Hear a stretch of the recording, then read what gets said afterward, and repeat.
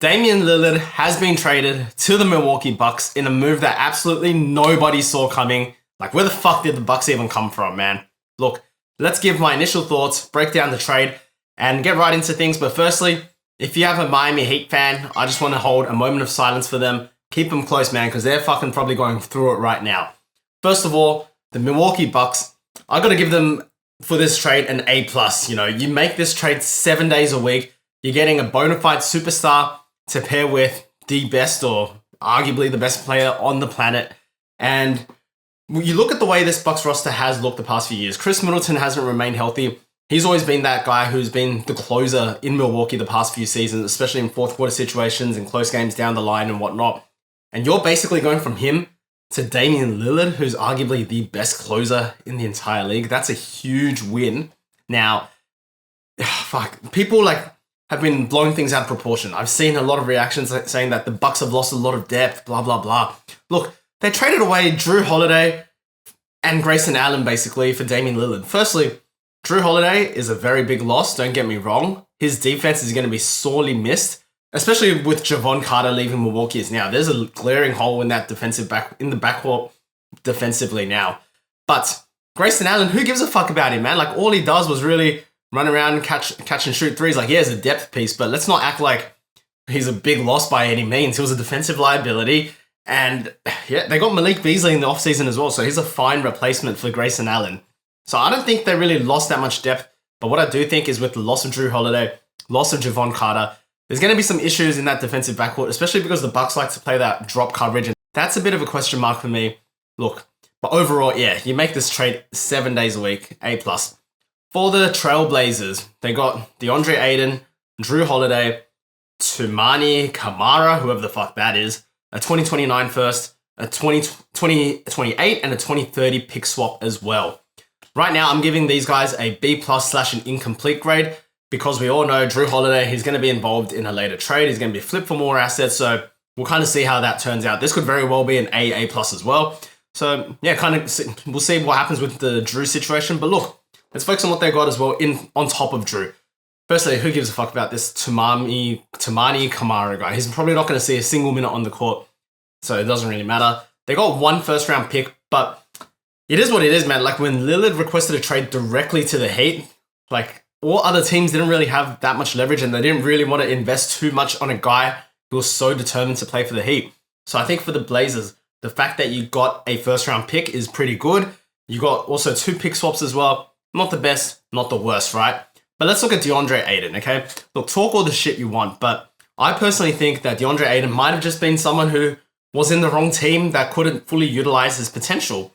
He's still 25 years old, so he's still someone that's young enough to put around the Blazers' young core. You know, now they got Ayton on top of Scoot Henderson, Shaedon Sharpe, Anthony Simons. That's looking pretty nice, man.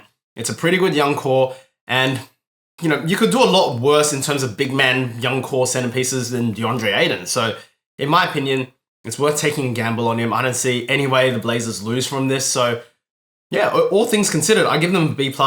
If they can flip Jrue Holiday for like another 1 or 2 first-round picks, maybe another, you know, semi-decent young player, like overall, the extension of the trade, it will go to an A+ in my opinion. But we'll see how that goes. For the Phoenix Suns, look, I'm giving them a C-. I won't lie, I've been looking at a lot of websites. Everyone's giving the Suns like a B+, A, and whatnot. Let's look at what they got, okay? They got Jusuf Nurkic, Grayson Allen, Nazir Little, and Keon Johnson. Now, firstly, the biggest issue with the Suns was that they were in the second apron.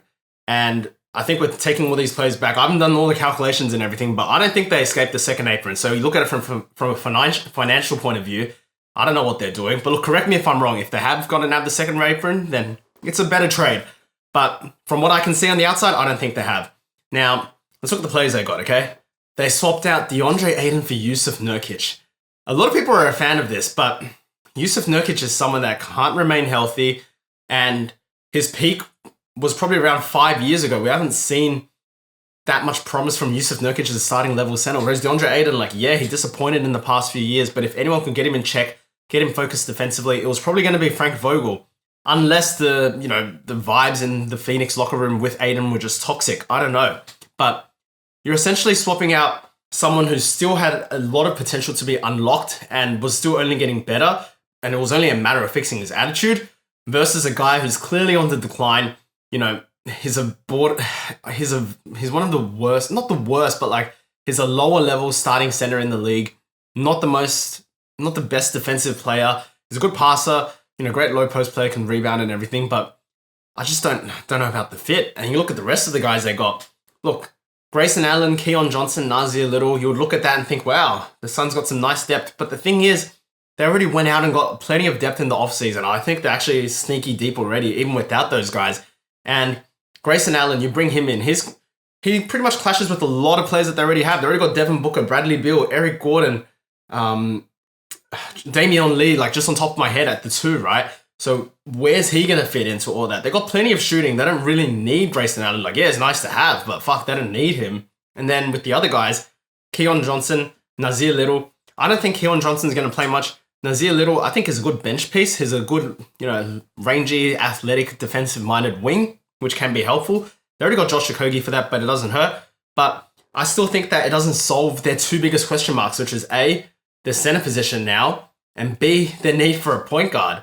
So they flipped DeAndre Ayton for these 4 players, but I think it would have been more worthwhile to flip in for like some type of point guard to help with the Suns roster construction because they don't have a floor general. But yeah, overall, all things considered, I think this is a rather lateral move for the Suns. I think they either moved laterally or they got slightly worse, which is why I give them a C-. But look, that's pretty much my initial thoughts and breakdowns on the trade. Let me know in the comment section below what you guys think. If you enjoyed the video, make sure to like and subscribe, and I'll see you guys in the next one.